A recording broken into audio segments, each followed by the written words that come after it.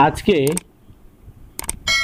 পঞ্চম শ্রেণীর পরিবেশ বইয়ের পরিবেশ, খনিজ ও শক্তি সম্পদ নিয়ে আলোচনা করব। দেখো, অধ্যায়টা রয়েছে পরিবেশ নিয়ে। পরিবেশ কাকে বলে তোমরা ছোট ক্লাসেও জেনে এসছো। এখানে একটা নতুন শব্দ তোমরা দেখলে যে খনিজ। খনিজ কাকে বলে? দেখো, এখানে প্রশ্ন নেই, তবু অধ্যায়টা যার উপরে সেই সম্পর্কে তোমাদের জানা উচিত। যেমন খনিজ, খনিজ কাকে বলা হয়? খনি থেকে যা প্রাপ্ত তাকেই বলা হয়ে থাকে খনিজ। তাহলে খনিজ থেকে যেসব জিনিসগুলো আমরা পাই খনি থেকে তাকেই আমরা খনিজ পদার্থ বলে থাকি। আর শক্তি সম্পদ বলতে গেলে আমরা বিভিন্ন শক্তির উৎস, যেমন জীবাশ্ম জ্বালানি, জলকেও আমরা শক্তির উৎস বলি, কারণ জলবিদ্যুৎ তৈরি করা হয়, সেগুলোকে আমরা বুঝে থাকি। তাহলে পরিবেশ, খনিজ ও শক্তি সম্পদ, এটাই হচ্ছে আমাদের আজকে আলোচনার বিষয়। দেখো, 1 নম্বর প্রশ্ন কি বলেছে? সব ধরনের শক্তির উৎস কি? সব ধরনের শক্তির উৎস হচ্ছে সূর্য। কিভাবে? এখানে বলা হয়নি কিভাবে, তাও কিভাবে এইটা আমাকে জানতে হবে। দেখো, উদ্ভিদেরা কি করে? আমরা জানি উদ্ভিদেরা খাবার তৈরি করে। কার সাহায্যে খাবার তৈরি করে? উদ্ভিদের রান্নাঘর আমরা বলে থাকি হচ্ছে পাতাকে।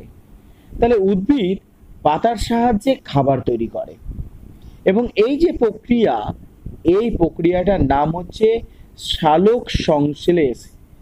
সালোক সংশ্লেষ। সালোক মানে হচ্ছে আলোর উপস্থিতিতে যেটা হয়। তাহলে আলোর উপস্থিতিতে এটা হয় বলে এই যে উদ্ভিদেরা যে খাবার তৈরি করে সেটা সূর্যের আলোর উপস্থিতিতে করে থাকে, তাই জন্য এর নাম হয়েছে সালোক সংশ্লেষ। এবং এই যে খাবার তৈরি হয় সেই খাবারের মধ্যে সূর্য শক্তিটাই স্থিতিক শক্তি রূপে সঞ্চিত থাকে, এবং সেই খাবারটা, পাতায় তৈরি খাবারটা বিভিন্ন অঙ্গে, উদ্ভিদের বিভিন্ন অঙ্গে কিন্তু সঞ্চিত হয়, এবং উদ্ভিদের এই সমস্ত খাবারগুলো খেয়ে প্রাণীরা বেঁচে থাকে, কাজ করার সামর্থ্য পায়। তাহলে প্রাণীরা যে কাজ করার সামর্থ্যটা পায় সেটা কোথা থেকে? না খাদ্য থেকে। খাদ্যটা কোথা থেকে তৈরি হচ্ছে? না উদ্ভিদ দেহ থেকে। উদ্ভিদ কার সাহায্যে খাদ্য তৈরি করছে? আলো। অর্থাৎ আমরা বলতে পারি আলো হচ্ছে সমস্ত শক্তির উৎস।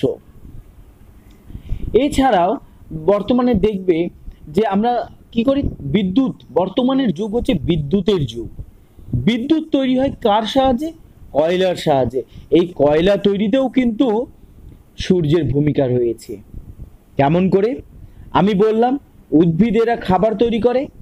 উদ্ভিদেরা খাবার তৈরি করে কার সাহায্যে? সূর্যালোকের উপস্থিতিতে, এবং সেই সঞ্চিত শক্তি, সৌর শক্তির আবদ্ধকরণ হয় উদ্ভিদে, এবং ওই উদ্ভিদ দীর্ঘদিন মাটির নিচে চাপা পড়ে আজকের কয়লাতে পরিণত হয়েছে, এবং তার যে মধ্যে যে শক্তি, কয়লা পুড়িয়ে যেটা শক্তি পায় সেটা আসলে সেই সৌর শক্তি যেটা রয়েছিল উদ্ভিদের মধ্যে, সেই শক্তিটা।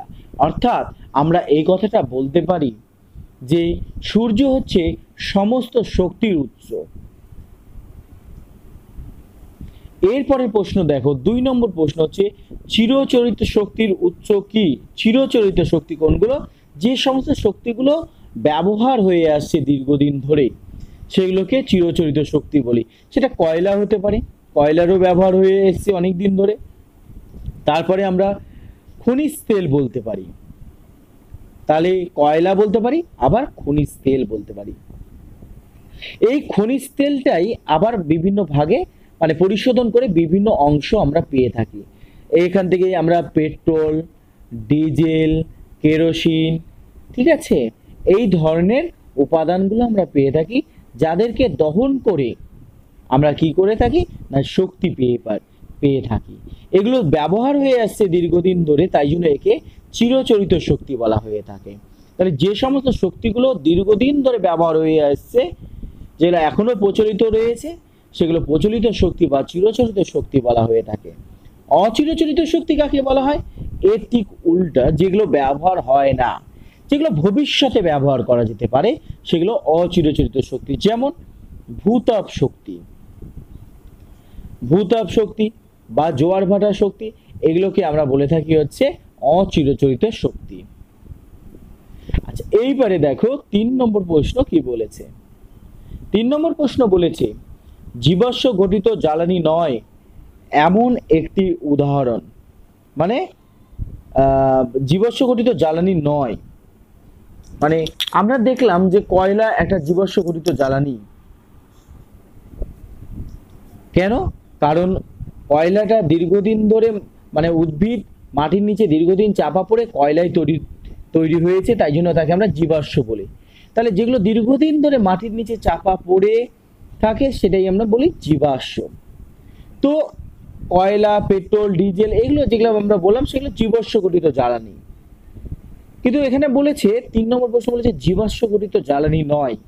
জীবাশ্ম গঠিত জ্বালানি নয় হচ্ছে গোবর সার। আমরা বলতে পারি গোবর সারটা কি হয়, যে গরুর গোবরটাকে একটা গর্ত করে সেই গর্তের মধ্যে জমিয়ে তাকে পচিয়ে যে সারটা তৈরি হয়, এই গোবর সার কিন্তু দীর্ঘদিন মাটির নিচে চাপা পড়ে থাকে না, মাটির উপরেই থাকে। সেই জন্য একে জীবাশ্ম গঠিত জ্বালানি বলবো না, এটাও কিন্তু জ্বালানি আমরা বলতে পারি। তারপরে প্রশ্ন দেখো 4 নম্বর, পরিবেশ বান্ধব বিদ্যুতের নাম। দেখো আমাদের এই অধ্যায়টা রয়েছে পরিবেশ, তাহলে পরিবেশকে বাঁচানোর জন্য আমাদের পরিবেশ বান্ধব শক্তি সম্পর্কে জানতে হবে। আমরা বিদ্যুৎ তৈরি করতে গেলে আমরা বললাম যে কয়লাকে পুড়িয়ে বিদ্যুৎ পাওয়া যায়, কয়লা পুড়িয়ে যে তাপ পাওয়া যায় সেই তাপকে কাজে লাগিয়ে জল ফুটিয়ে সেই স্টিমের সাহায্যে টারবাইন চাকা ঘুরিয়ে বিদ্যুৎ তৈরি করা হয়। কিন্তু এই কয়লাকে যখন পোড়ানো হয় তখন প্রচুর পরিমাণে কার্বন ডাই অক্সাইড তৈরি হয়, যেটা পরিবেশকে কিন্তু দূষিত করে তোলে। কার্বন ডাই অক্সাইডকে আমরা বলে থাকি হচ্ছে green house gas. Green house gas কি? গ্রিন হাউস গ্যাস হচ্ছে যে সমস্ত গ্যাস পৃথিবীর উষ্ণতাকে বাড়িয়ে দেয়, সেটাই হচ্ছে গ্রিন হাউস গ্যাস। তোমরা জেনে থাকবে যে শীত প্রধান দেশে, যেখানে ঠান্ডা দেশ, শীত প্রধান দেশে কি হয়, মূল্যবান উদ্ভিদগুলোকে বাঁচিয়ে রাখার জন্য একটা কাচের তৈরি ঘর করা হয়ে থাকে। সেই কাচের তৈরি ঘরের মধ্যে মূল্যবান গাছগুলোকে কিন্তু বাঁচিয়ে রাখা হয়। এই ঘরের বিশেষত্ব কি হচ্ছে? এই ঘরের বিশেষত্ব হচ্ছে সূর্যের আলো এই ঘরের মধ্যে প্রবেশ করে, কিন্তু সূর্যের আলো কিন্তু বেরোতে পারে না। যেহেতু সূর্যের আলো বেরোতে পারে না, তাই জন্য সূর্যের আলো ওখানে থেকে যাচ্ছে, এই ফলে ঘরটা গরম হয়। ওই গরমে কি হয় না, ওই জায়গায় মূল্যবান উদ্ভিদগুলো বেঁচে থাকতে পারে গরমের জন্য। এইটাকেই বলা থাকে গ্রিন হাউস। তো কার্বন ডাই অক্সাইড একই রকম ভাবে কি করে না, পৃথিবীর উষ্ণতাকে বাড়িয়ে দিচ্ছে, তাই জন্য এটা একটা গ্রিন হাউস গ্যাস। এর ক্ষতিকারক প্রভাব শুনলে তোমরা অবাক হয়ে যাবে যে এই যে কার্বন ডাই অক্সাইড বেড়ে যাওয়ার ফলে কি হচ্ছে, উষ্ণতা বাড়ে। আমি বললাম উষ্ণতা বাড়লে কি হবে, দেখো উষ্ণতা বাড়লে যে হিমবাহ আছে সেই পর্বতের উপরে তোমরা জানো হিমবাহ থাকে, সেই হিমবাহগুলো গলে জলে পরিণত হবে। সেই জল নদীপথে গিয়ে পড়বে কোথায় না, সমুদ্রে। সমুদ্রে পড়লে কি হবে, সমুদ্রে পড়লে যে সমুদ্রের ধারে যে সমস্ত শহরগুলো আছে সেই শহরগুলো জলের তলায় চলে যাবে। তোমরা জেনে থাকবে যে বড় বড় যে প্রাচীন শহরগুলো কোথায় রয়েছে, প্রাচীন শহরগুলো সমস্ত কিন্তু দেখবে নদীর ধারে রয়েছে। কেন? কারণ হচ্ছে আগে যোগাযোগের মাধ্যমে, পরের অধ্যায়ে পড়বে তোমরা, যোগাযোগের মাধ্যম ছিল হচ্ছে নৌকা। সেই নৌকার মাধ্যমে যেখানে চলাফেরা করা সহজ ছিল সেই সব এলাকাগুলোতে শহর গড়ে উঠেছিল। যেমন তুমি যদি দেখো যে বোম্বে কার তীরে অবস্থিত, আরব সাগরের তীরে অবস্থিত। কলকাতা বঙ্গোপসাগরের তীরে অবস্থিত। তারপরে তোমার গোয়া, সেখানেও দেখবে সাগরের তীরে রয়েছে। তো আগেকার প্রাচীন যে শহরগুলো, লন্ডন টেমস নদীর তীরে অবস্থিত। কেন সেই সব জায়গাতে শহর গড়ে উঠেছে? আগের সভ্যতা ছিল নদীমাতৃক সভ্যতা, নদী কেন্দ্রিক সভ্যতা ছিল। যাতায়াতের মাধ্যম ছিল নৌকা। সেই নৌকাতে করে কি হতো, চলাফেরার সুবিধা ছিল। এর ফলে কি হয়, নদীর ধারে শহরগুলো গড়ে উঠেছিল। এবারে যদি হিমবাহ গলে জলে পরিণত হয়, সেই জল কি করবে, সমুদ্রের জলের স্তরকে বাড়িয়ে দিবে। এর ফলে আশেপাশে যে সমস্ত শহরগুলো আছে সেই শহরগুলো কিন্তু জলের তলায় চলে যাবে। তোমরা শুনলে অবাক হয়ে যাবে যে অমরনাথে অনেক হিন্দু পুণ্যার্থীরা যায়, সেই অমরনাথে কি রয়েছে, গুহাতে একটা বরফের বরফের একটা মানে শিবলিঙ্গ তৈরি হয় বলে একটা মানুষের মধ্যে একটা ধারণা রয়েছে, বরফের শিবলিঙ্গ। আগে এই শিবলিঙ্গ দেখো 11 ফুট পর্যন্ত তোমার উঁচু ছিল, সেটা এই গরমের প্রভাবে উষ্ণতা বেড়ে যাওয়ার ফলে সেটা পরিমাণ আস্তে আস্তে আস্তে আস্তে কমে গিয়ে সেটা প্রায় 4 থেকে 5 ফুটে পরিণত হয়েছে। তাহলে আশা করি তোমরা বুঝতে পেরেছো যে কার্বন ডাই অক্সাইড পরিবেশকে কিভাবে দূষিত করে। যেহেতু আমাদের অধ্যায়টা পরিবেশ, পরিবেশকে কিভাবে ভালো রাখা যায় সেটাও কিন্তু আমাদের জানতে হবে। তাহলে আমরা কি দেখলাম এতক্ষণে, যে জীবাশ্ম জ্বালানিকে যদি আমরা ব্যবহার করি, জীবাশ্ম জ্বালানি থেকে কার্বন ডাই অক্সাইড তৈরি হবে, যে কার্বন ডাই অক্সাইড হিমবাহকে গলিয়ে দিবে, হিমবাহ গলে গেলে কি হবে, জলে জলে পরিণত হবে, নদীর মাধ্যমে সমুদ্রে গিয়ে পড়বে, সমুদ্রের জলের স্তর উঁচু হয়ে যাবে। এর ফলে যে সমস্ত শহরগুলো সমুদ্রের তীরে রয়েছে সেই সমস্ত শহরগুলো কি হবে, জলের তলায় চলে যাবে। তাই জন্য আমাদের এখন থেকে যেটা করা উচিত, যে পরিবেশ বান্ধব বিদ্যুৎকে ব্যবহার করতে হবে, যে বিদ্যুৎ তৈরি করতে গেলে পরিবেশের দূষণ হবে না। তার মধ্যে অন্যতম তাহলে আমরা কি বলতে পারি, সৌর বিদ্যুৎকে আমরা বলতে পারি। সৌর বিদ্যুৎ হচ্ছে পরিবেশ বান্ধব। পরিবেশ বান্ধব এই জন্য বলি কারণ এটা পরিবেশের ক্ষতি করে না, তাই জন্য সৌর বিদ্যুৎকে আমরা পরিবেশ বান্ধব বলি। শুধু সৌর বিদ্যুৎ নয়, তোমার বায়ু শক্তিকে কাজে লাগিয়ে যে বিদ্যুৎ তৈরি করা হয় সেটাকেও আমরা পরিবেশ বান্ধব শক্তি বলে থাকি। তারপরে দেখো 5 নম্বর প্রশ্ন, জীবাশ্ম জ্বালানির একটি উদাহরণ। জীবাশ্ম জ্বালানির একটি উদাহরণ কি হবে, জীবাশ্ম জ্বালানির একটি উদাহরণ হচ্ছে কয়লা। শুধু কয়লা নয়, আমি এর আগে যে খনিজ তেল বলেছিলাম, পেট্রোল, ডিজেল, কেরোসিন, এগুলোকেও আমরা বলতে পারি। 6 নম্বর প্রশ্ন, শক্তির চাহিদার বেশিরভাগ কোথা থেকে আসে। শক্তির চাহিদার বেশিরভাগ আমাদের আসে হচ্ছে জীবাশ্ম জ্বালানি থেকে। এই যে কথাগুলো বললাম আমি, জীবাশ্ম জ্বালানি, সেই জীবাশ্ম জ্বালানি থেকেই কিন্তু বর্তমানে মানে এখন এই সময়ে সব থেকে বেশি শক্তি আমরা কিন্তু জীবাশ্ম জ্বালানিকে পুড়িয়ে পাই। আর এই জীবাশ্ম জ্বালানিকে দহনের থেকেই কার্বন ডাই অক্সাইড তৈরি করে, যা পরিবেশকে দূষিত করে বা পৃথিবীর উষ্ণতাকে বাড়িয়ে তোলে। তারপরে দেখো 7 নম্বর প্রশ্ন, বর্তমানে কয়লা বেশি ব্যবহার হয় কোথায়। বর্তমানে কয়লা বেশি ব্যবহার হয় কোথায় না, সব থেকে বেশি ব্যবহার হয় হচ্ছে বিদ্যুৎ তৈরি করতে। কোন ধরনের বিদ্যুৎ তৈরি করতে না, তাপ বিদ্যুৎ তৈরি করতে।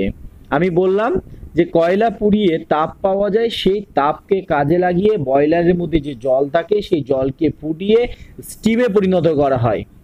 সেই স্টিমকে সরু নলের মধ্যে দিয়ে বের করে নিয়ে একটা টারবাইন রাখা হয় নলের মুখে, টারবাইনটা ঘুরলে বিদ্যুৎ তৈরি হয়ে থাকে।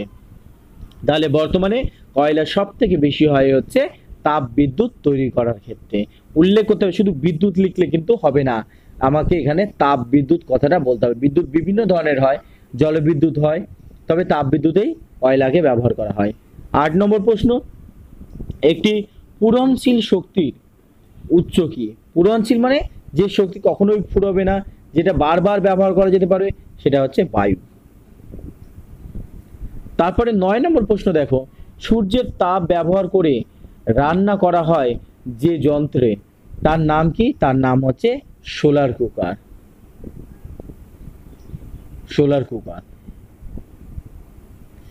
সূর্যের তাপকে কাজে লাগিয়ে বর্তমানে প্রচুর যন্ত্রপাতি তৈরি করা সম্ভব হয়েছে। যেমন তোমরা দেখে থাকবে যে রাস্তার ধারে, অনেক জায়গায় রাস্তার ধারে সোলার ল্যাম্প আছে। সেই সোলার ল্যাম্পও কিন্তু সূর্যের তাপকে কাজে লাগিয়ে বিদ্যুৎ তৈরি করে, সেই বিদ্যুৎকে কাজে লাগিয়ে ওই ল্যাম্পটাকে জ্বালানো হয়ে থাকে। তাহলে সোলার ল্যাম্প, সোলার কুকার বললাম, হ্যাঁ, সোলার পাখা হতে পারে, এই ধরনের সোলার বিভিন্ন যন্ত্রপাতি কিন্তু বর্তমানে তৈরি হচ্ছে। এবং এটাই হচ্ছে ভবিষ্যতের শক্তি। কারণ এমন একটা দিন আসবে যে দিন কিন্তু কয়লা নিঃশেষ হয়ে যাবে, কয়লা কিন্তু ফুরিয়ে যাবে বা খনিজ তেল ফুরিয়ে যাবে। সেই জন্য আমরা বর্তমানে এই সমস্ত শক্তিকে ব্যবহার করা শুরু করেছি এবং ভবিষ্যতে কিন্তু এটাই হচ্ছে অন্যতম বিদ্যুতের মাধ্যম হবে। আমি যেমন বর্তমানে বলছি বিদ্যুৎ তৈরি করার জন্য কয়লাকে ব্যবহার করা হয়, এমন একটা দিন আসবে, আস্তে আস্তে আস্তে আস্তে দেখবে যে কয়লার ব্যবহার কমে যাচ্ছে, কয়লার ব্যবহার কমে গিয়ে সোলার ব্যবহারটা বাড়তে মানে প্রচলিত হবে। যদিও এখনো এটা সেই রকমভাবে প্রচলিত হয়নি। তার পেছনে দুটি কারণ রয়েছে। এক নম্বর কারণ হচ্ছে সোলার প্যানেল যেটা থাকে তার দামটা অনেক বেশি, তাহলে সোলার প্যানেলের দাম বেশি, তাই জন্য হয় না। আবার দুই নম্বর সমস্যা হচ্ছে যে 15 থেকে 20 বছর পর পর একে পাল্টাতে হয়।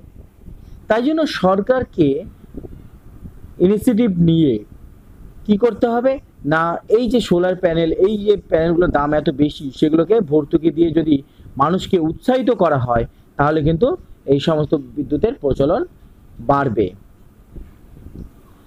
তারপর দেখো 10 নম্বর প্রশ্ন, জ্বালানি হিসেবে ব্যবহৃত হয় এমন একটি পদার্থ। জ্বালানি হিসেবে কাকে ব্যবহার করা হয়? আমি এতক্ষণ ধরে অনেকগুলো উদাহরণ বললাম, যে কোনো একটা উদাহরণ দিলেই হবে। যেমন হচ্ছে কয়লা হতে পারে, পেট্রোল হতে পারে, ডিজেল হতে পারে, তুমি যেটা খুশি লিখতে পারো, অসুবিধা নেই। তারপর দেখো পেট্রোলিয়াম জাত খনিজ তেল কোন ধরনের জীবাশ্ম? এটা কিন্তু জীবাশ্ম। তো জীবাশ্ম দুই প্রকার আমরা দেখব, একটা উদ্ভিদের দেহ জীবাশ্ম তৈরি হয়, আর একটা প্রাণীর দেহ মাটির নিচে চাপা পড়ে প্রাণীজ জীবাশ্ম তৈরি হয়ে থাকে। তাহলে উদ্ভিদ জীবাশ্মটাকে আমরা বলবো কয়লা, আর প্রাণীজ জীবাশ্মটাকে বলবো হচ্ছে খনিজ তেল। এটাই হচ্ছে পেট্রোলিয়াম জাত পদার্থ। কারণ একে পেট্রোলিয়াম, যে খনিজ তেলকে পেট্রোলিয়াম জাত বলি কারণ হচ্ছে এখান থেকে পেট্রোল, ডিজেল এগুলো তৈরি হয় বলে। 12 নম্বর প্রশ্ন, নবীকরণযোগ্য শক্তি প্রত্যক্ষ ও পরোক্ষভাবে কোথা থেকে আসে?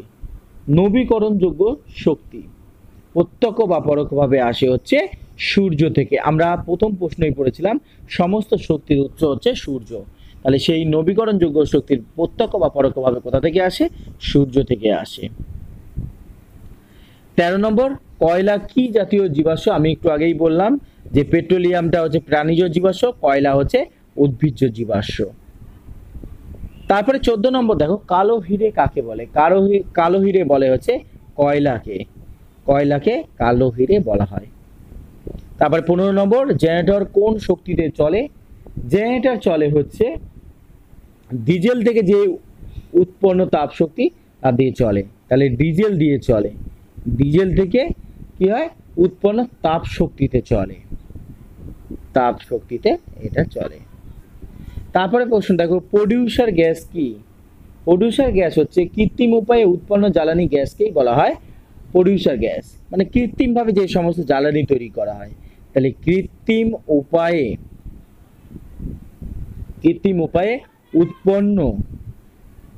উৎপন্ন জ্বালানি গ্যাসকে আমরা বলে থাকি হচ্ছে প্রডিউসার গ্যাস। 17 নম্বর, কয়লা কয় প্রকার ও কি কি? কয়লা প্রধানত হচ্ছে 4 প্রকার হয়ে থাকে। 4 প্রকার। 1 নম্বর হচ্ছে অ্যানথ্রাসাইট।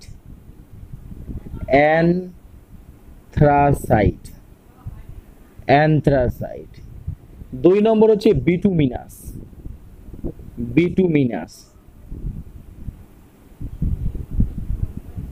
3 নম্বর হচ্ছে লিগনাইট।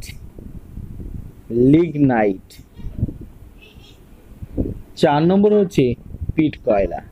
তাহলে এই 4 ধরনের কয়লা আমরা দেখব। 1 অ্যানথ্রাসাইট, 2 বিটুমিনাস, 3 হচ্ছে লিগনাইট, 4 হচ্ছে পিট। এই 4 ধরনের কয়লা আমরা দেখব। 18 নম্বর দেখো, সর্বোৎকৃষ্ট কয়লা কোনটি? সর্বোৎকৃষ্ট মানে সব থেকে ভালো কয়লা হচ্ছে অ্যানথ্রাসাইট। কেন অ্যানথ্রাসাইট ভালো? অ্যানথ্রাসাইট এই জন্য ভালো কারণ অ্যানথ্রাসাইটের মধ্যে কয়লাতে কার্বনের পরিমাণটা বেশি থাকে। কার্বনের পরিমাণটা বেশি থাকার জন্য বেশি করে দহন হয়ে বেশি করে কার্বন ডাই অক্সাইড তৈরি হবে, বেশি করে তাপ তৈরি হবে। যেহেতু বেশি তাপ তৈরি হয় তাই জন্য আমি কিন্তু এই কয়লাকে ভালো বলতে পারি। তাহলে যে কয়লায় কার্বনের পরিমাণটা বেশি সেটাকে আমরা বলে থাকি হচ্ছে সর্বোৎকৃষ্ট কয়লা। 19 নম্বর, দ্বিতীয় সর্বোৎকৃষ্ট কয়লার নাম লিখো। দ্বিতীয় সর্বোৎকৃষ্ট কয়লাটির নাম হচ্ছে বিটুমিনাস। তাহলে সব থেকে ভালো হচ্ছে অ্যানথ্রাসাইট, তারপরে হচ্ছে বিটুমিনাস, আর সব থেকে নিম্নমানের যেটা কয়লা হচ্ছে সেটার নাম হচ্ছে পিট কয়লা। কেন পিট কয়লা সব থেকে নিম্নমানের? কারণ হচ্ছে এখানে কার্বনের পরিমাণ খুবই কম থাকে, মাত্র 35% কার্বন থাকে। তাই জন্য পিট কয়লাকে আমরা সর্বনিম্ন মানের কয়লা বলতে পারি। দেখো 21 নম্বর প্রশ্ন কি বলেছে? 21 নম্বর প্রশ্ন বলেছে যে সৌরশক্তি কাকে বলে? সৌরশক্তি কি? সূর্য থেকে যে শক্তিটা পাই সেটাই হচ্ছে সৌরশক্তি। তাহলে সূর্য থেকে আসা শক্তিকেই আমরা সৌরশক্তি বলে থাকি। তাহলে সূর্য থেকে প্রাপ্ত শক্তিকে আমরা সৌরশক্তি বলে থাকি। প্রাপ্ত শক্তিকে সৌরশক্তি বলা হয়ে থাকে। এই সৌরশক্তি তোমার বিভিন্ন ক্ষেত্রে ব্যবহার করা যেতে পারে। সৌরশক্তিকে আমরা সোলার প্যানেলের সাহায্যে আমরা সৌর বিদ্যুৎ তৈরি করতে পারি। তাহলে সৌরশক্তিকে কাজে লাগিয়ে সোলার প্যানেলের সাহায্যে আমরা কি করতে পারি? সৌর বিদ্যুৎ কিন্তু আমরা তৈরি করতে পারি। তো এই যে সোলার প্যানেল বললাম, এই সোলার প্যানেল দিয়ে সৌর বিদ্যুৎ তৈরি করা যেতে পারে, কিন্তু এর কিছু সমস্যা রয়েছে। 1 নম্বর সমস্যা যদি আমরা দেখি, কি দেখব না, এই যে সোলার প্যানেল আমি বললাম, সেই সোলার প্যানেলে যে ধাতুটা ব্যবহার হয় সেটা কিন্তু দামি ধাতু। দামি হওয়ার জন্য সোলার প্যানেলটাও খুব দামি হয়ে থাকে। তাই জন্য এটা কিন্তু এখনো সেই রকমভাবে প্রচলিত বা জনপ্রিয়তা লাভ করতে পারেনি। 2 নম্বর সমস্যা হচ্ছে যেহেতু বাইরে স্থাপন করা হয়, তাই জন্য 10 থেকে 15 বছর পর এটা কিন্তু আবার রিপ্লেসমেন্ট করতে হয়, কারণ এগুলো বাইরের আবহাওয়ার সাথে থাকার জন্য এটা কিন্তু খারাপ হয়ে যেতে পারে। তাহলে সৌরশক্তিকে কাজে লাগিয়ে কিন্তু বিভিন্ন ক্ষেত্রে ব্যবহার করা যেতে পারে। যেমন 1 নম্বর আমি বললাম যে সৌর বিদ্যুৎ তৈরি করতে পারি, আমরা সৌরশক্তিকে কাজে লাগিয়ে সৌর বিদ্যুৎ তৈরি করতে পারি। একই রকমভাবে এই সৌরশক্তিকে কাজে লাগিয়ে আমরা সোলার কুকারের সাহায্যে বা সোলার হিটারের সাহায্যে আমরা জলকে গরম করতে পারি, জল গরম করা যেতে পারে। এবং সৌরশক্তিকে কাজে লাগিয়েই উদ্ভিদেরা খাবার তৈরি করে। সেই খাবারের মধ্যে যে শক্তি থাকে সেটা কিন্তু আসলে কিন্তু সৌরশক্তি। তাহলে আশা করি তোমরা সৌরশক্তি সম্পর্কে বুঝতে পারলে। সূর্যের মধ্যে থেকে যে শক্তি আসে সেটাই হচ্ছে সৌরশক্তি। 2 নম্বর জীবাশ্ম কি? জীবাশ্ম হচ্ছে ভূগর্ভে শিলার মধ্যে বহুদিন ধরে মৃত উদ্ভিদ কিংবা প্রাণী চাপা পড়ে শিলার মধ্যে ওই উদ্ভিদ ও প্রাণী যে ছাপ পড়ে, ওই ছাপটাকেই বলা হয়ে থাকে জীবাশ্ম। তাহলে জীবাশ্মটা কি হতে পারে? উদ্ভিদেরও হতে পারে, আবার প্রাণীরও হতে পারে। উদ্ভিদেরও হতে পারে, আবার প্রাণী।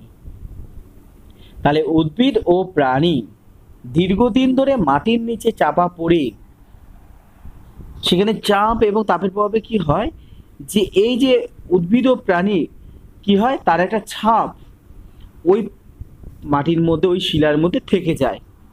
এই যে ছাপ, এই ছাপটাকে বলা হয় থাকে জীবাশ্ম।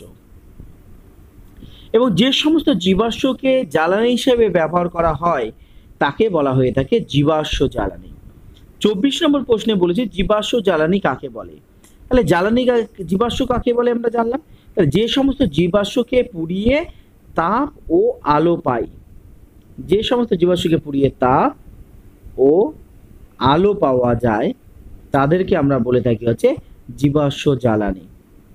জীবাশ্ম জ্বালানি 2 প্রকার হতে পারে। আমি জীবাশ্ম বলার ক্ষেত্রে আমি বললাম উদ্ভিদেও মাটির নিচে চাপা পড়তে পারে, আবার প্রাণীও কিন্তু মাটির নিচে চাপা পড়তে পারে।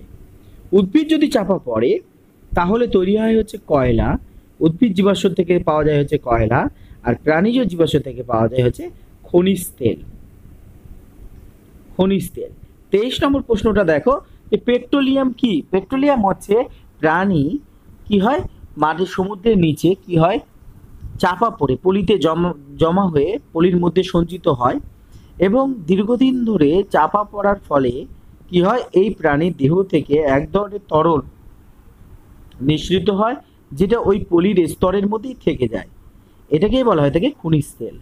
এবং তোমরা দেখে থাকবে যে খনিজ তেলে কি হয় না, এই যে সমুদ্রের ভেতর থেকে কি করা হয়, ওই পলির নিচ থেকে পাইপের মাধ্যমে তেলটাকে তুলে এনে পরিশোধিত করে, খনিজ তেলটাকে পরিশোধিত করে পেট্রোল পাওয়া যায়। তাই জন্য একে পেট্রোলিয়ামও বলা হয়ে থাকে। তো পেট্রোলিয়াম প্রোডাক্ট পাওয়া যায় খনিজ তেল থেকে, পেট্রোল, ডিজেল, কেরোসিন, এগুলোকে আমরা পেট্রোলিয়াম প্রোডাক্টও বলতে পারি। তারপরে দেখো 24 তো আমরা আগেই বললাম, 22-এর সাথে সাথেই আমরা 24 বলে দিয়েছি। পেট্রোলিয়াম আমরা জানি প্রাণীজ যে জ্বালানি হয়ে থাকে সেটা হচ্ছে পেট্রোলিয়াম, আর উদ্ভিজ্জ যে জীবাশ্ম তাকে বলা হয় থাকে কয়লা। 25 নম্বর দেখো খনিজ পদার্থ কি, খনি থেকে কাকে বলে? খনি থেকে যেটা পাওয়া যায় সেই সমস্ত পদার্থগুলোকে আমরা বলে থাকি খনিজ পদার্থ। যে স্থান থেকে খনিজ পদার্থকে উত্তোলন করা হয় তাকে বলা হয় থাকে খনি। যে জায়গা থেকে খনিজ পদার্থকে তোলা হয় সেটাকে আমরা বলে থাকি হচ্ছে খনি। 26 নম্বর দেখো বলেছে প্রচলিত শক্তি বলিতে কি বোঝো? প্রচলিত শক্তি হচ্ছে সেই সমস্ত শক্তিকে বোঝায় যেগুলো মানুষ বহুদিন ধরে ব্যবহার করে আসছে এবং এখনো ব্যবহার হচ্ছে, সেটাকে বলা হয় থাকে প্রচলিত। নামের মধ্যেই আছে প্রচলিত, মানে প্রচলন যেটা রয়েছে, যেটা বহু দিন ধরে মানুষ ব্যবহার করে আসছে, যেমন কয়লা বা তোমার পেট্রোলিয়াম, এগুলো কিন্তু প্রচলিত। কিন্তু সোলার প্যানেলের সাহায্যে সৌর বিদ্যুৎ তৈরি করা সেটা কিন্তু বর্তমানে প্রচলনটা বেশি হয়ে থাকে এবং খুব যে পুরাতন টেকনোলজি সেটাও নয়, সেই জন্য এটা অপ্রচলিত। কিন্তু সেই তুলনায় কয়লা আর পেট্রোলিয়ামের প্রচলনটা কিন্তু সব থেকে বেশি হয়ে থাকে। তাহলে যে সমস্ত শক্তি মানুষ দীর্ঘদিন ধরে ব্যবহার করে আসছে সেটাকে আমরা বলে থাকি প্রচলিত শক্তি, আর যে সমস্ত শক্তিকে দীর্ঘদিন ধরে মানুষ ব্যবহার করছে না, ভবিষ্যতে ব্যবহার করা যেতে পারে বা মানুষ ব্যবহার করার চেষ্টা করছে এখনো প্রচলিত নয়, সেটাকে অপ্রচলিত শক্তি বলা হয়। যেমন সৌরশক্তি, আমি বারবার করে বলছি সৌরশক্তি কিন্তু ভবিষ্যতের শক্তি এটা বলতে পারি। কেন ভবিষ্যতের শক্তি বলতে পারি? কারণ এই কয়লা ফুরিয়ে যাবে একদিন, কয়লার ভান্ডার হচ্ছে নির্দিষ্ট, কিন্তু সৌরশক্তির যে উৎস, সৌরশক্তির যেটা উৎস সেটা হচ্ছে সূর্যের আলো, সেটা কিন্তু অফুরন্ত, তাই জন্য এটা কিন্তু ফুরাবে না। কিন্তু আমাদের উচিত মানে এই সৌরশক্তির ব্যবহারকে প্রচলনকে বাড়ানো। কিন্তু সমস্যাটা রয়েছে, এক, মেঘলা দিনে বিদ্যুৎ তৈরি হবে না, দুই, সোলার প্যানেলের দাম খুব বেশি। তো সরকারের উচিত সোলার প্যানেলে ভর্তুকি দিয়ে মানুষকে সহযোগিতা করা, হ্যাঁ, যাতে মানুষ এই সোলার প্যানেলগুলোকে নিজেদের বাড়িতে স্থাপন করে এবং যে প্রচলিত যে শক্তি, যে কয়লা থেকে যে তাপবিদ্যুৎ তৈরি হয় তার ব্যবহার যাতে মানুষ কমিয়ে দিতে পারে, এই ব্যাপারে সরকারকে মানুষকে উৎসাহিত করার ব্যবস্থা গ্রহণ করা উচিত। আচ্ছা, তারপরে প্রশ্ন দেখো 28 নম্বর জলবিদ্যুৎ। জলবিদ্যুৎ তোমরা জানো যে নদীর ওপর কি করা হয়? নদীর ওপর কৃত্রিম বাঁধ স্থাপন করা হয়। কৃত্রিম বাঁধ দিয়ে, বা অনেক জায়গায় দেখবে যেখানে জলপ্রপাত রয়েছে, জলপ্রপাত হচ্ছে উপর দিয়ে মানে পাহাড়ের উপর থেকে জলটা প্রচণ্ড বেগে নিচে পড়ে যাওয়াটাকে জলপ্রপাত বলা হয়। জলপ্রপাত, ঝর্ণা প্রভৃতি প্রবাহিত জলধারার সাহায্যে টারবাইন চাকাকে ঘোরানো হয়। টারবাইন চাকাকে ঘুরিয়ে তাহলে কৃত্রিমভাবে নদীতে বাঁধ দিয়ে বা জলপ্রপাতের ওপর কি করা হয় না, টারবাইন চাকা ঘুরিয়ে সেই টারবাইন চাকার সাথে ডায়নামো লাগানো থাকে, যার সাহায্যে কিন্তু বিদ্যুৎ তৈরি হয়। জলকে ব্যবহার করে বিদ্যুৎ হচ্ছে, তাই জন্য একে আমরা বলে থাকি হচ্ছে জলবিদ্যুৎ। 29 নম্বর দেখো কি বলেছে যে প্রচলিত শক্তির সুবিধা লেখো। প্রচলিত শক্তির সুবিধা, 1 নম্বর সুবিধা হচ্ছে প্রচলিত শক্তি যে এর উৎপাদন খরচটা অনেক কম, তাহলে খরচ কম হয়, এটা তাহলে একটা সুবিধা। আমি যেমন বললাম সোলার যে প্যানেলের সাহায্যে বিদ্যুৎ তৈরি করতে খরচ বেশি পড়ে, কিন্তু প্রচলিত শক্তির ক্ষেত্রে সুবিধা হচ্ছে এর খরচটা অনেকটা কম হয়ে থাকে। তারপর 2 নম্বর হচ্ছে উৎপাদন কেন্দ্র, যেখান থেকে মানে বিদ্যুৎকে তৈরি করা হবে সেই উৎপাদন কেন্দ্র কিন্তু হ্যাঁ যে কোনো জায়গায় তৈরি করা যাবে। যেমন তুমি বায়ু শক্তিকে শুধুমাত্র এমন জায়গায় তোমাকে স্থাপন করতে হবে যেখানে বায়ু প্রবাহ ভালো হয়। সোলার বিদ্যুৎ তৈরি করতে গেলে, সৌর বিদ্যুৎ তৈরি করতে গেলে তোমাকে এমন জায়গায় সোলার প্যানেল থেকে বসাতে হবে যেখানে সূর্যের আলো ঠিক মতো পৌঁছায়। কিন্তু তাপ বিদ্যুৎ কেন্দ্রের ক্ষেত্রে যে কোনো জায়গায় তুমি কিন্তু স্থাপন করতে পারো। তাহলে আরেকটা কি বললাম, খরচ কম, তাহলে উৎপাদন কেন্দ্র যে কোনো জায়গায় হয়। আর 3 নম্বর হচ্ছে একে কিন্তু খুব সহজে কি করা হয়, কৃষি ক্ষেত্রে বা পরিবহন ক্ষেত্রে, হ্যাঁ, বা গৃহস্থলীর কাজে, হ্যাঁ, এই সমস্ত জায়গাগুলোতে ব্যবহার করা যায়। তাহলে এগুলো হচ্ছে সুবিধা। প্রত্যেকটা জিনিসের যেমন সুবিধা থাকে তেমনি তার অসুবিধাও থাকে। 1 নম্বর অসুবিধা আমি একটু আগেই আলোচনা করলাম যে ভবিষ্যতে কিন্তু এগুলো ফুরিয়ে যাবে। তাহলে এদের যে উৎস মানে এই যে প্রচলিত শক্তির যে উৎস মানে যার সাহায্যে তৈরি করা হয়, যেমন তাপবিদ্যুৎ কেন্দ্রে কয়লার সাহায্যে হয়, সেগুলো কিন্তু উৎস কিন্তু সীমিত, একদিন না একদিন এগুলো কিন্তু ফুরিয়ে যাবে, শেষ হয়ে যাবে। সেই তুলনায় সোলার বিদ্যুৎ কি হবে, কখনোই ফুরানোর নয়। 2 নম্বর হচ্ছে এটাতে কার্বন ডাই অক্সাইড তৈরি হয়, যার ফলে কিন্তু পরিবেশটা মারাত্মকভাবে দূষিত হয়। তাহলে কিন্তু এক হচ্ছে যে এগুলো হচ্ছে সীমিত, 2 হচ্ছে যেহেতু জৈব পদার্থ দিয়ে তৈরি, কয়লা, পেট্রোল, ডিজেল, এগুলোকে পোড়ানোর ফলে যে তাপকে কাজে লাগিয়ে বিদ্যুৎ তৈরি করা হয়, সেখানে কিন্তু carbon die oxide, ধোঁয়াতে carbon die oxide থাকে, সেই কার্বন ডাই অক্সাইড কিন্তু পরিবেশকে দূষণ করে। তোমরা দেখবে এনটিপিসি নাম শুনেছো পরেকার ওখানে, যদি এনটিপিসিতে গিয়ে থাকো বা পাশ দিয়ে যদি ট্রেনে করে যাও, দেখবে চিমনি দিয়ে প্রচুর পরিমাণে ধোঁয়া বেরোয়, সেই ধোঁয়াটা হচ্ছে কার্বন ডাই অক্সাইড, যেটা কি করে, পরিবেশকে দূষিত করে। তাহলে আমরা দেখলাম প্রচলিত শক্তির যেমন সুবিধা রয়েছে তেমনিভাবে কিন্তু অসুবিধাও রয়েছে। তাহলে প্রচলিত শক্তির কি রয়েছে, সুবিধা এবং অসুবিধা দুটোই রয়েছে। সুবিধা কি, খরচ কম হয়ে থাকে, যে কোনো জায়গায় তো উৎপাদন কেন্দ্র গঠন করা সম্ভব হয়ে থাকে। তেমনি অসুবিধা হচ্ছে যে এদের ভান্ডার হচ্ছে নির্দিষ্ট হয়ে থাকে আর পরিবেশকে মারাত্মকভাবে ক্ষতি করে তোলে। এইবারে দেখব অপ্রচলিত শক্তির সুবিধা আর অসুবিধা। অপ্রচলিত শক্তির ক্ষেত্রে যেটা আমি বলি সূর্য শক্তিকে যদি ধরি বা বায়ু শক্তিকে যদি ধরি, তাহলে এদের যে উৎসটা যেখান থেকে তৈরি হবে, যেই সমস্ত জিনিসের সাহায্যে তৈরি হবে, সেটা কিন্তু অপুরন্ত। অপুরন্ত মানে বুঝতে পারছো তোমরা, অপুরন্ত মানে হচ্ছে যেটা হচ্ছে ভান্ডার অনেক বেশি, শেষ হবার নয়। 2 নম্বর হচ্ছে পরিবেশকে দূষণ করে না, এটা পরিবেশ বান্ধব বলা যেতে পারে। এই সমস্ত শক্তিগুলো হচ্ছে পরিবেশ বান্ধব হয়ে থাকে। তাহলে এটা সুবিধা, তেমনি অসুবিধাও রয়েছে। অপ্রচলিত শক্তির যেটা অসুবিধা, সেটা হচ্ছে যে অপ্রচলিত শক্তিতে কি হয় না, ব্যয়টা অনেক বেশি হয়, উৎপাদন খরচ অনেক বেশি হয়ে থাকে, উৎপাদন খরচ অনেকটা বেশি হয়ে থাকে।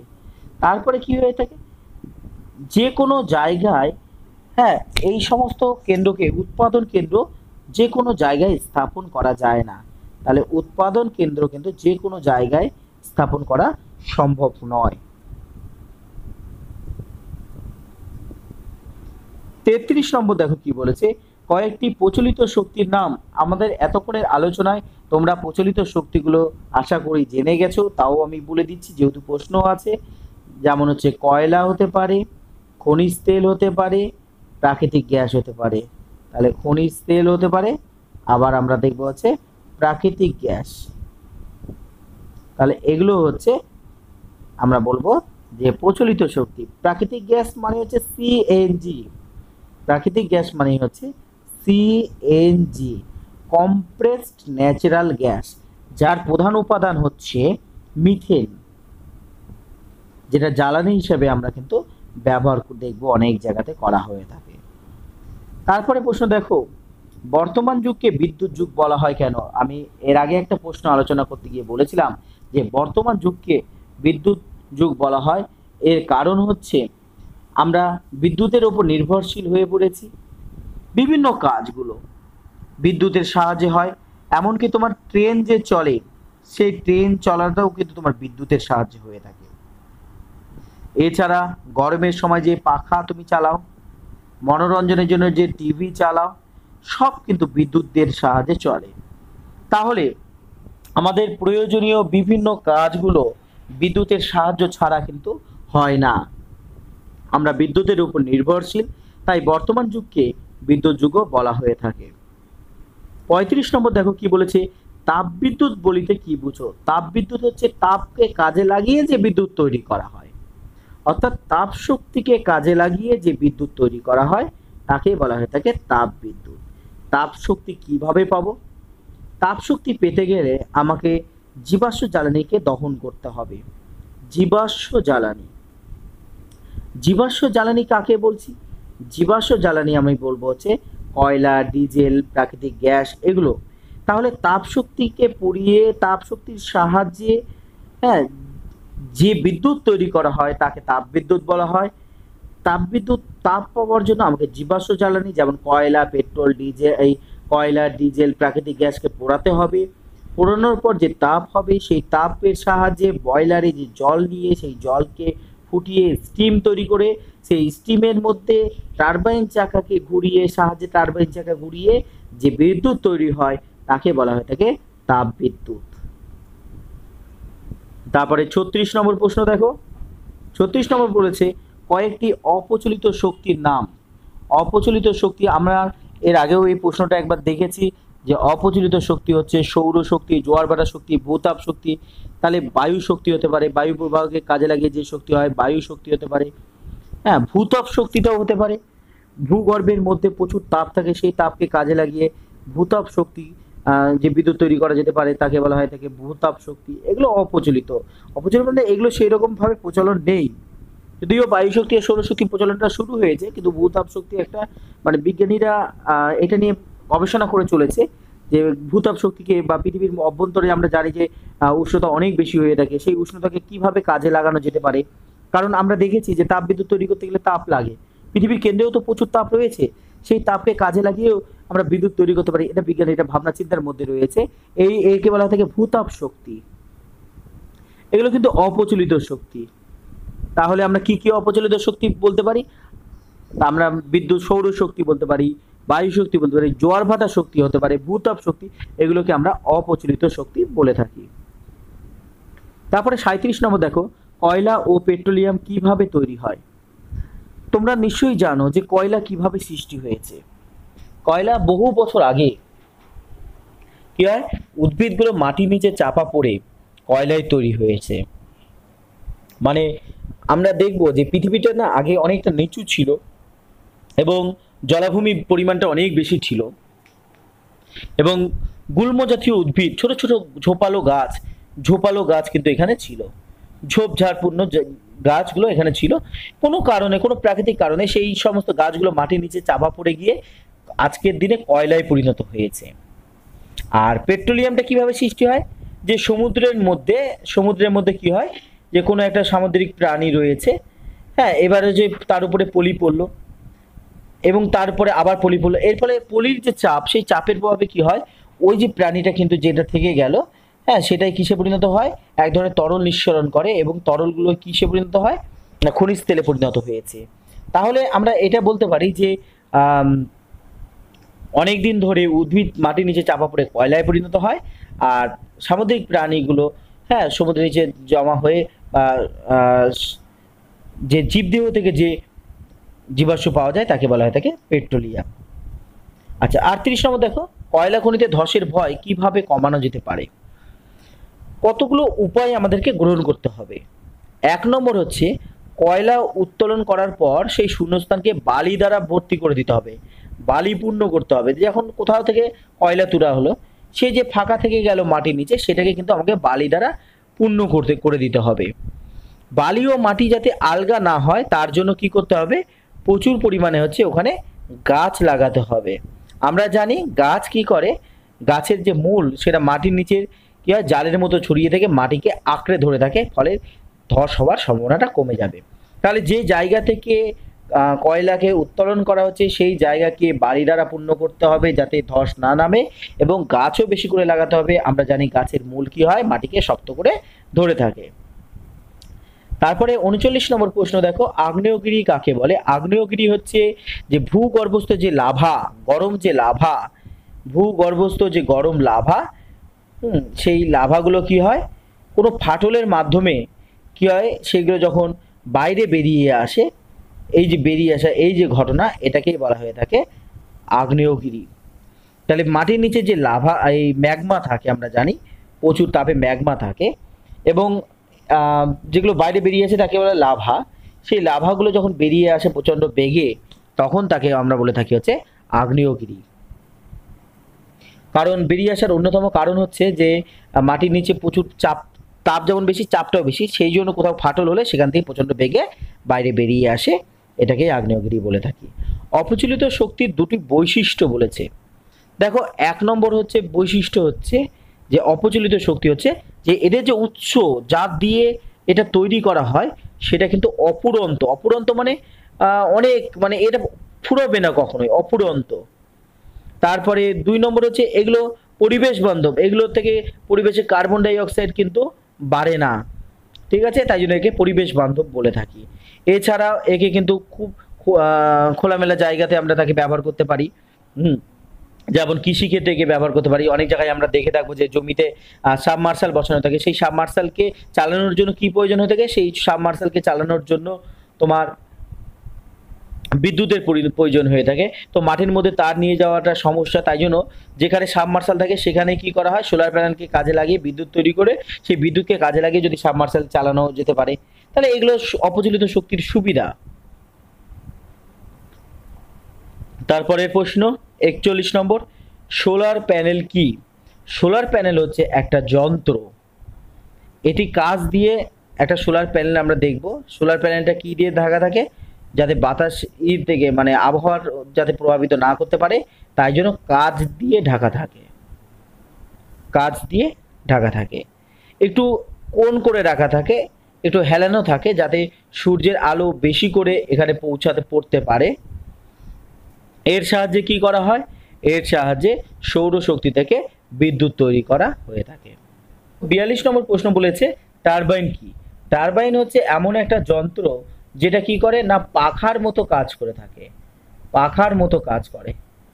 টারবাইন যে আছে সেটাকে এই যন্ত্রটা বাষ্প চাপের শক্তি দিয়ে ঘোরালে কি হয়? বিদ্যুৎ তৈরি হয়। বিদ্যুৎ তৈরি হয়। তারপরে দেখো ৪৩, তাপবিদ্যুৎ ও জলবিদ্যুতের পার্থক্য। তাপবিদ্যুৎ আর জলবিদ্যুতের যখন পার্থক্য হবে, পার্থক্যের জন্য একটা ছক করবে। একদিকে তাপবিদ্যুৎ লিখবে আর একদিকে লিখবে জলবিদ্যুৎ। তাপবিদ্যুৎ কি হয়? তাপবিদ্যুৎ তোমরা জানো যে কয়লা, পেট্রোল, হ্যাঁ, প্রাকৃতিক গ্যাস, এদেরকে পুড়িয়ে তারপরে যে তাপ হয় সেই তাপকে কাজে লাগিয়ে তাপবিদ্যুৎ তৈরি করে। শুধু প্রাকৃতিক গ্যাস নয়, কয়লা, পেট্রোল, ডিজেলকেও ব্যবহার করে। আর জলবিদ্যুৎ তোমার হচ্ছে নদীর জলের স্রোতকে কাজে লাগিয়ে। তাহলে নদীর জলের স্রোত বা অনেক জায়গায় বাঁধ দিয়ে সেই বাঁধের জলকে প্রচণ্ড বেগে নিচে ফেলে টারবাইন জায়গা ঘুরিয়ে বিদ্যুৎ তৈরি করা হয়। তাহলে তাপবিদ্যুৎ তৈরি করা হয় কেমন কার সাহায্যে? তাপবিদ্যুৎ তৈরি করা হয় হচ্ছে কয়লা, পেট্রোল, ডিজেল এগুলোকে পুড়িয়ে জলবিদ্যুৎ তৈরি হয় জলের স্রোতকে কাজে লাগিয়ে।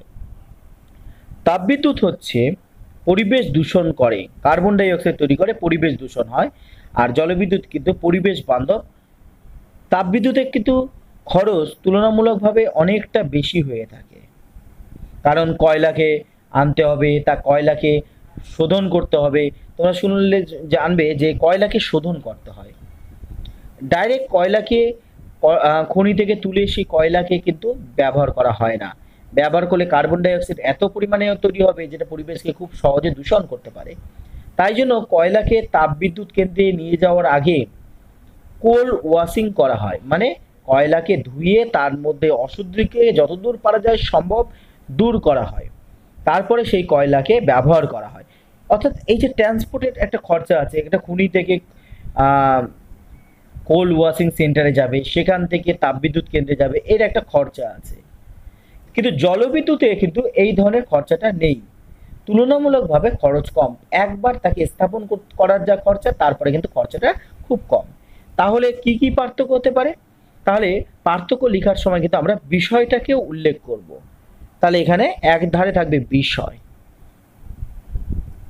এক বিষয়গুলোর পাশে কার লিখেছে না তাপবিদ্যুৎ রয়েছে এবং জলবিদ্যুতে রয়েছে। তাহলে কি কি বিষয় হলো? বিষয় হচ্ছে ১ নম্বর হচ্ছে আমরা যেটা বলবো সেটা হচ্ছে উৎপত্তি। উৎপত্তি একটা বিষয়। কিভাবে হচ্ছে না তাপের ক্ষেত্রে কার মাধ্যমে? কয়লা, পেট্রোল, প্রাকৃতিক গ্যাসের মাধ্যমে। জলের ক্ষেত্রে কি হবে? নদীর স্রোতকে কাজে লাগিয়ে। অর্থাৎ উৎপত্তি একটা বিষয়, যে বিষয়ের উপর দুটোকে লিখতে হবে। তারপরে দূষণ। দূষণের বিষয়টাকে পয়েন্ট করব, করার পরে একটা লিখব তাপবিদ্যুৎ ক্ষেত্রে বেশি হয়ে থাকে, এখানে তুলনামূলকভাবে দূষণটা কম হয়ে থাকে। খরচ, খরচ একটা বিষয়, এখানে খরচ হচ্ছে বেশি হবে, তাপবিদ্যুৎ ক্ষেত্রে খরচ বেশি হবে, জলবিদ্যুৎ ক্ষেত্রে খরচ হচ্ছে তুলনামূলকভাবে কম হবে। তারপরে প্রশ্ন দেখো কি দিয়েছে। তারপরে প্রশ্ন দিয়েছে প্রচলিত ও অপ্রচলিত শক্তির পার্থক্য।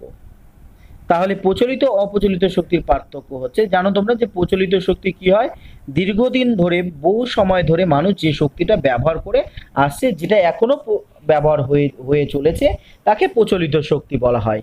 অপ্রচলিত শক্তি হচ্ছে যেটা কিন্তু ব্যবহার হয় না, মানে এখনো সেই রকম ভাবে প্রচলন হয়নি। প্রচলিত শক্তিতে পরিবেশ দূষণ হবে, অপ্রচলিত শক্তিতে পরিবেশ দূষণ হবে না। প্রচলিত শক্তি হচ্ছে পূরণশীল নয়, মানে একবারই ব্যবহার করতে পারবে, পূরণশীল নয়। বায়ু শক্তি কিন্তু পূরণশীল। কেন পূরণশীল নয় তা প্রচলিত শক্তি, কারণ ধরো তুমি কয়লাকে একবারই তুমি ব্যবহার করবে, তারপরে কিন্তু তাকে আর ব্যবহার করতে পারবে না। প্রচলিত শক্তি তাহলে উদাহরণ কি কি হতে পারে, কয়লা, খনিজ তেল, প্রাকৃতিক গ্যাস, এগুলো হতে পারে। অপ্রচলিত শক্তি কোনগুলো, বায়ু শক্তি, ভূতাপ শক্তি, সূর্য শক্তি, এগুলো হচ্ছে অপ্রচলিত। তাহলে তাপবিদ্যুৎ এবং জলবিদ্যুতের যেমন পার্থক্য লিখেছিলে, সেই পার্থক্য মতোই কিন্তু এখানে পার্থক্য তিনটে ভাগে ভাগ করবে। একটা ভাগে লিখবে বিষয়, একটাতে লিখবে প্রচলিত শক্তি, একটাতে লিখবে অপ্রচলিত শক্তি। অপ্রচলিত শক্তি। তাহলে প্রচলিত শক্তি কোনগুলো, এই বিষয় কি দিব, বিষয় হচ্ছে ব্যবহার। এখানে লিখবে দীর্ঘদিন ধরে ব্যবহার হচ্ছে, এটা কিন্তু দীর্ঘদিন ধরে ব্যবহার হয়। তারপরে পার্থক্য হচ্ছে দূষণ, লিখবে প্রচলিত শক্তিতে দূষণ বেশি, অপ্রচলিত দূষণ কম হয়ে থাকে।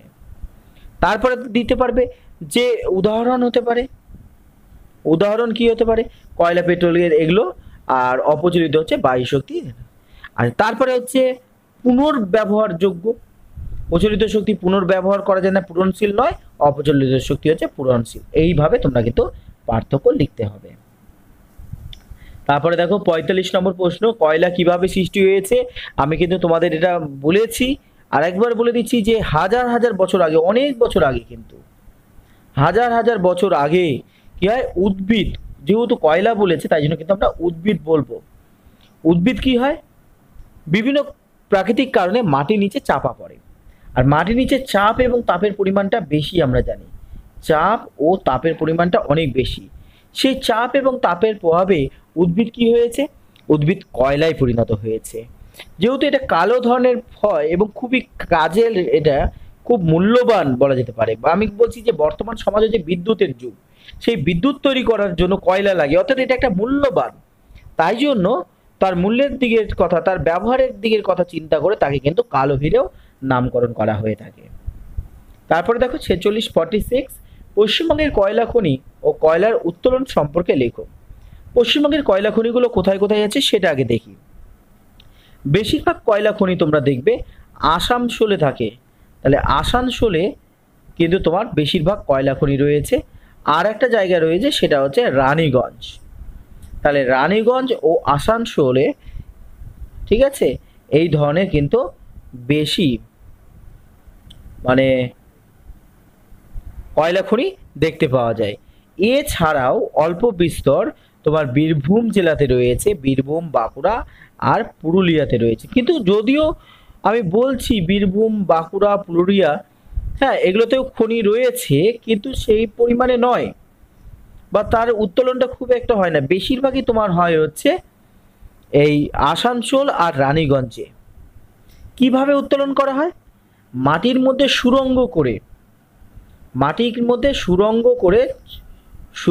করে সেই সুড়ঙ্গ পথে কি হয় না, শ্রমিককে ঢুকিয়ে সেখানে কয়লা খনি থেকে কয়লাকে কেটে বাইরে বের করে আনা হয়।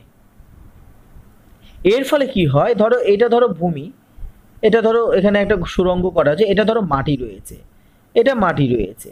কি করা হয়, কোনো একটা জায়গায় গর্ত করা হয়, সেই গর্তের মধ্য দিয়ে কি করা হয়, শ্রমিককে ঢুকিয়ে দেওয়া হয়। আর শ্রমিক কি করে, এখানে কয়লা থাকে, কয়লাকে কেটে কেটে কেটে কেটে বাইরে বের করে নিয়ে চলে আসে। তো এখান থেকে যদি কয়লা কেটে বের করে নিয়ে চলে আসে, তাহলে কিন্তু এখানে কি করতে হবে, যে ভবিষ্যতে এখানে কিন্তু মাটিটা চাপ নিচের দিকে নেমে যেতে পারে, ধস নামতে পারে। সেই জন্য যেখানে কয়লাকে বের করে আনা হচ্ছে সেই জায়গাটা কিন্তু বালি দ্বারা পূর্ণ করে দেওয়া উচিত, এবং সেই এলাকাতে জনবসতি না রাখা উচিত, এবং বেশি করে উপরে গাছ লাগাতে হবে। আমরা জানি গাছ কি করে, মাটিকে শক্ত করে ধরে রাখতে সাহায্য করে থাকে। আচ্ছা, এবারে দেখো ৪৭ নম্বর প্রশ্ন, যে প্রচলিত শক্তি কাকে বলে, যে সমস্ত শক্তি বহুদিন ধরে ব্যবহার করে আসছে। যেমন তুমি যদি দেখি কয়লা দেখি, হ্যাঁ কয়লা প্রায় ৩৫০ বছর আগে থেকে ব্যবহার করে আসছে। 350 বছর আগে। তারপরে তোমার খনিজ তেল যদি দেখো, খনিজ তেল প্রায় 100 বছর আগে থেকে, খনিজ তেল প্রায় 100 বছর আগে থেকে ব্যবহার হয়ে আসছে। তাহলে অনেক দিন ধরে এগুলো ব্যবহার হয়ে আসছে। তাহলে যে সমস্ত শক্তিগুলো কি হয় বহুদিন আগে থেকে ব্যবহার করে আসা হয় তাকে প্রচলিত শক্তি। যেমন কয়লা 350 বছর, খনিজ তেল 100 বছর আগে থেকে ব্যবহার করা হয়ে থাকে। তাহলে প্রচলিত শক্তি কাকে বলে বুঝতে পেরেছো?